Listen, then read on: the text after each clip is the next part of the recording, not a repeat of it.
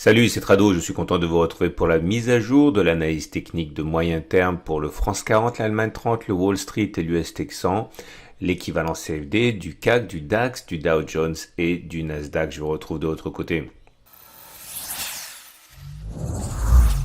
Je vous rappelle que tout ce qui suit est donné à titre purement informatif. On commence par le France 40, équivalent du CAC 40 en données hebdomadaires. Comme vous pouvez le voir, il est clair que la tendance est clairement en amélioration, mais elle reste fondamentalement baissière au regard des deux critères que sont les moyennes mobiles à 20 semaines et à 50 semaines. Alors, clairement, pour la moyenne mobile à 50 semaines, nous sommes en dessous de la moyenne mobile à 50 semaines qui descend, donc la tendance de fond est encore baissière. C'est moins clair avec la moyenne mobile à 20 semaines qui est certes descendant, mais au-dessus de laquelle on se situe. Alors, encore une fois, cela ne signifie pas que la tendance baissière va reprendre de manière violente, mais cela veut dire que pour l'instant, objectivement, au regard de la moyenne mobile à 50 semaines, la tendance de fond, on n'est pas encore en situation haussière, pas plus qu'au regard de la moyenne mobile à 20 semaines qui n'est toujours pas ascendante. Les attaques peuvent donc se déclencher encore à n'importe quel moment, notamment sur cette résistance des 5094-5200. C'était une zone de support qui a été cassée, qui a donc théoriquement changé de polarité et qui pourrait faire l'objet d'une attaque baissière. Pour l'instant, il n'y a rien à constater, mais le terrain est définitivement miné. Il le sera aussi aux alentours des 5400-5505 pour la même raison. C'est une zone de support qui a été cassée, qui a donc potentiellement changé de polarité en devenant résistance et qui est donc dangereuse. Cela encore une fois ne signifie pas que la baisse soit ni terminée ni toujours en cours. Cela veut simplement dire que factuellement, tant qu'on est en dessous de la moyenne mobile à 50 semaines, il faut rester un petit peu prudent. Si on utilise les Fibonacci, on voit que la progression depuis que l'on a commencé la baisse est en amélioration, puisque au pire de la séance, comme vous le savez, on a perdu plus de 40%. Là, on a retracé 61,8% de la baisse, si bien que la baisse depuis l'effondrement n'est plus que de 15%, ce qui est somme toute assez raisonnable. Donc, on retiendra surtout que le prochain seuil d'intervention des traders Fibonacci est à 76,4%. Si on y va, ça correspondrait à la résistance des 5400-5505. Cela ne signifie pas, bien sûr, qu'une attaque baissière aura lieu sur ces niveaux, mais des attaques pourraient bien avoir lieu sur ces niveaux, en ce sens qu'il s'agit d'une résistance et d'un niveau sur lequel les traders aiment bien intervenir. La bonne nouvelle, c'est que si on passe les 5200, on a un espace ici sans zone privilégiée pour les baissiers pour attaquer le France 40. On va passer maintenant à l'Allemagne 30, l'équivalent CFD du DAX. Comme vous pouvez le voir, la tendance sur l'Allemagne 30 est vraiment surprenante tant elle tend à s'inverser rapidement. Déjà pour cadrer le décor, en l'espace d'une semaine, on a pris la bagatelle sur l'Allemagne 30 de 9%, quasiment 8,7%.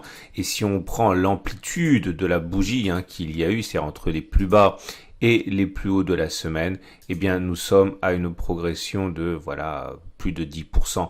Encore une fois, il faut bien comprendre le caractère historique de cette progression qui est, à n'en pas douter, significative, si bien que les résistances volent les unes après les autres, en l'occurrence celle des 11 800, 12 060, qui était également une zone dangereuse à négocier. C'était un support qui avait été cassé, qui avait donc changé de polarité théoriquement, mais il a volé en éclats après avoir fait illusion la semaine précédente, et maintenant on se retrouve avec une prochaine résistance qui est déjà là, qui est juste au-dessus au contact, puisque nous sommes venus la toucher cette semaine. C'est celle des 12 820, 12 940, zone de support qui a été cassée et qui a déjà été cette semaine sollicitée. Est-ce qu'elle subira le même sort que la précédente résistance? On ne sait pas. Il y a en tout cas des traders baissiers qui attendent leur heure sur cette zone. Est-ce qu'ils donneront de la voix ou pas? On l'ignore. Si on essaie de recouper ça avec les Fibonacci, comme vous pouvez le voir, nous sommes actuellement dans une situation de retracement au-delà de 76%, c'est-à-dire que les traders Fibonacci n'interviennent plus actuellement, puisque on a dépassé les seuils sur lesquels ils privilégient leurs attaques. Maintenant, la moyenne mobile à 20 semaines et la moyenne mobile à 50 semaines sont toujours légèrement descendantes. C'est surtout vrai pour la moyenne mobile à 20 semaines, alors que la moyenne mobile à 50 semaines est plutôt plate. Maintenant, à bien y regarder, on peut même se demander si elle commence pas à être orientée plein nord. En tout cas, ces moyennes mobiles montrent que la tendance n'est plus baissière. On ne peut plus dire que la tendance soit baissière puisqu'on est au-dessus de la moyenne mobile à 20 semaines et on est au-dessus de la moyenne mobile à 50 semaines qui est plate et nous ne sommes plus très loin finalement des retours sur les plus hauts. Regardez, en l'espace de quelques mois, on a réussi à faire basculer une baisse qui était à 42% à un assez symbolique, moins 7%. Bref, pas grand-chose. Attention, la tendance n'est pas haussière pour l'instant véritablement. Pour qu'elle soit véritablement haussière, il faudrait que les cours soient au-dessus de la moyenne mobile à 20 semaines, au-dessus de la moyenne mobile à 50 semaines et qu'elle soit clairement ascendante. Pour l'instant, c'est plus proche de la platitude pour la moyenne mobile à 50 semaines que de l'ascension. Mais il est clair que vouloir à tout prix envisager que la baisse reprenne relève plus de l'incantation que de l'objectivité. Et pour le Wall Street, l'équivalent CFD du Dow Jones, c'est la même chose. Il est difficile de refuser de voir que la tendance baissière est mise à mal. Nous sommes là aussi au-dessus de la moyenne mobile à 20 semaines, au-dessus de la moyenne mobile à 50 semaines. La pente de la moyenne mobile à 50 semaines s'aplatit, voire même à des velléités haussières. Cela veut dire que la tendance de fond globalement est neutre, car on est au-dessus de la moyenne mobile à 50 semaines qui est plate. La tendance, on regarde la moyenne mobile de court terme sur la moyenne mobile à 20 semaines et note puisqu'on est au-dessus de la moyenne mobile à 20 semaines, mais même si celle-ci descend, on est au-dessus. La résistance des 26 300, 25 080 qui était un support qui a cassé, qui est donc devenu théoriquement résistance, a fait également long feu.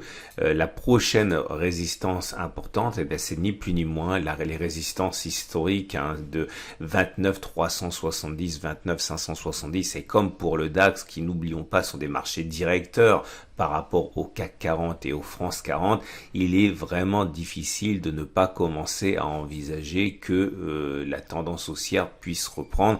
Il ne manque pas grand-chose. Objectivement, je l'ai dit, on est en tendance neutre pour l'Allemagne 30 et le Wall Street, mais on n'est plus en tendance baissière comme on l'a été. Regardez la baisse maintenant depuis les plus hauts qui se résume à peau de chagrin, puisque par rapport au plus haut absolu, on est simplement 8% en dessous, alors qu'au pire de la correction de mars-avril, on était sur une progression négative de 40%. Donc voilà, pour faire simple, la tendance est neutre, elle n'est plus baissière pour le Wall Street. Et on termine avec l'US Texan, l'équivalent CFD du Nasdaq. Et vous ne rêvez pas, nous sommes sur des records historiques. À nouveau, la résistance des 9618, 9750 a été cassée. Je la laisse au cas où il s'agirait d'un accident, mais il est même tout à fait probable et possible, en tout cas, que cette résistance devienne support si on continue notre progression sans repasser en dessous cette semaine. La tendance est aussi, on regarde la moyenne mobile à 20 et la moyenne mobile à 50 semaines, au-dessus desquelles les cours se situent. Il n'y a aucune raison pour l'instant de penser que la tendance baissière pourrait reprendre. Pour l'instant, je le répète, la tendance est clairement haussière. Donc si on fait le bilan sur l'équivalent CFD du Nasdaq, on est en tendance haussière. Sur le Wall Street, on est en tendance neutre. Sur l'Allemagne 30, on est en tendance neutre. Sur le France 40, on est encore en tendance de fond baissière. Je le répète une dernière fois, le France 40 est suiveur, il n'est pas directeur par rapport aux autres marchés. Donc il y a des doutes sur la continuation de la tendance baissière sur le marché phare parisien. Je vous souhaite une excellente semaine et je vous donne rendez-vous en milieu de semaine, sans doute jeudi, pour un webinaire spécial.